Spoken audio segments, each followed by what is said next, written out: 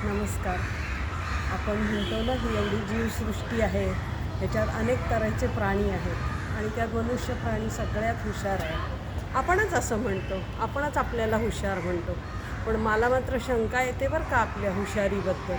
पण आपण आजूबाजूला जे इतके प्रसंग बघतो ना, त्याच्यातनं मला खरंच शंका येते की हे जे आपला अवयव नुसतं आहे, याच्यातल्या मेंदूचा काही वापर आपण करत नाही. तुम्हीच बघा ना, सोशल मीडियावर ज्या बातम्या येतात, आपण काहीही शहानिशा न करता त्या बातम्यांवर विश्वास ठेवतो. नुसता विश्वासच ठेवतो असं नाही, तर त्या बातम्या व्हायरलही आपण लगेच करतो, आपल्या ग्रुप्समध्ये पाठवतो. मग कुठची ॲक्सिडेंट घडल्याची बातमी असो, पूल कोसळणं असेल, महापूर असेल, मॉर्फ व्हिडिओ असू शकतात, जुने व्हिडिओ असू शकतात. पण ह्या कशाचाही विचार न करता आपण ती बातमी लोकांना पुढे पाठवण्यात एकदम क्विक असतो. आता परवाचंच उदाहरण बघा ना, आता एवढा ट्रेनचा ॲक्सिडेंट घडला, गाडी थांबताना किंवा रुळाचं आणि चाकाचं घर्षण होतं, थोड्या ठिणग्या उडतात, पण कुणातरी एकाला त्या प्रवाशाला वाटलं की गाडीला आग लागली एका बोगीला आणि त्यांनी गाडीत आरोळी ठोकली आग लागल्याची. लोकांनी काहीही विचार न करता गाडीतनं उड्या मारल्या आणि गाडीत राहून जो जीव सेफ राहिला असता, त्यातल्या अनेकांचा जीव गाडीतनं उड्या मारल्यामुळे गेला. त्यावेळेला माणसाने हा विचार त्यातल्या कुणीतरी केला का, की अरे खाली उडी मारताना आपले हातपाय तुटू शकतात, आपला जीव जाऊ शकतो त्याच्यात. पण नाही, आता कुणी म्हणेल की अहो मॅडम तुमचं काय जातं आहे हो बोलायला, तुमच्यावर तो प्रसंग नाही आला, ज्याच्यावर तो प्रसंग गुदरतो तो अशीच ॲक्शन घेतो. प्रत्येकालाच आपल्या जीवाची काळजी असते, मान्य आहे, जीव प्रत्येकालाच प्यारा आहे.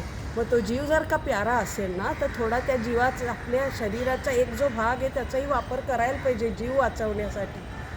उडी मारताना आपल्याला काही झालं तर गाडीत कदाचित आपण सेफ राहू शकतो. बरं एवढी काही पेट घेतलाय का, काय एकाने कुणीतरी ओरडाआरडा केला, त्याच्यावर विश्वास ठेवून लोकांनी वेड्यासारख्या उड्या मारल्या. किती म्हणजे ह्याला मी मूर्खपणाच म्हणेल, ही मानवी चूक नाही आहे का, ह्याच्यात कुणाची चूक आहे? एका कोणातरी प्रवाशांनी आरोळी ठोकली आणि सगळ्यांनी त्याच्यावर विश्वास ठेवला.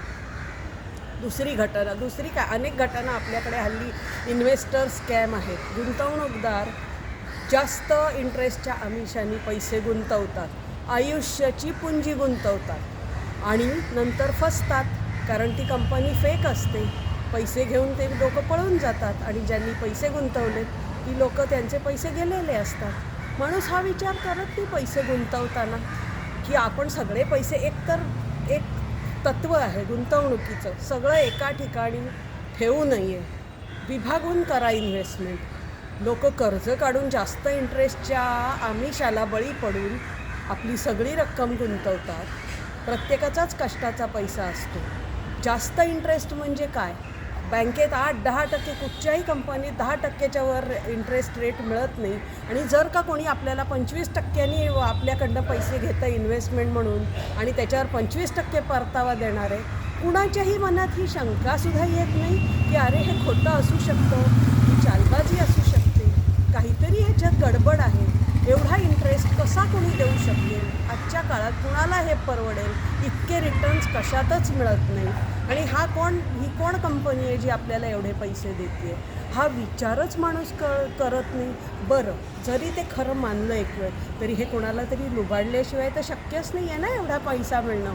म्हणजे दुसऱ्याला लुबाडून आपल्या तुंबड्या भरणं हे योग्य वाटतं इन्व्हेस्ट करणाऱ्याला?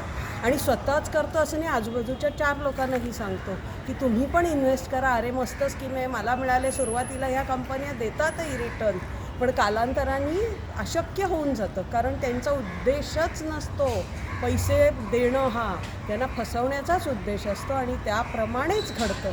तरी कृपया माझी विनंती आहे, अशा स्कॅमना फसू नका. हल्ली एक सायबर गुन्हे वाढलेत, डिजिटल अरेस्ट नावाचा प्रकारही हल्ली खूप ऐकायला येतो आणि याच्यात कुठेही अडाणी, शिकलेले, सवरलेले हा भेद नाही. डिजिटल अरेस्ट तर अनेक शिकलेल्या लोकांची, बिझनेसमन आणि अशा लोकांची आहे. अरे आपल्याला जेव्हा काही कॉल येतो दुसऱ्याला, तुम्ही फोन करू नका, दुसऱ्याला कॉन्टॅक्ट करायचा नाही, तुम्हाला भीती दाखवली जाते.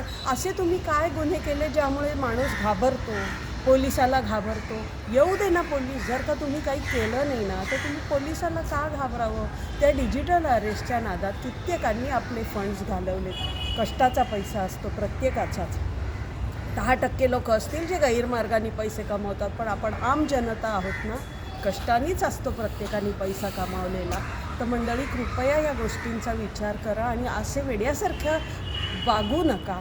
आपल्याला डोकं दिलं आहे त्याचा वापर करा, बुद्धीचा वापर करा, थोडा सेन्स बाळगा. कशावर विश्वास ठेवायचा, किती विश्वास ठेवायचा, कसं वागायचं, जरा थोडी शहानिशा, थोडं 2 मिनटं थांबा, 2 क्षण विचार करून त्याप्रमाणे वागा. नाहीतर मग मला हेच म्हणावंसं वाटेल की मनुष्य प्राणी बिनडोकं आहे, बुद्धिवान नाही, बिनडोकं.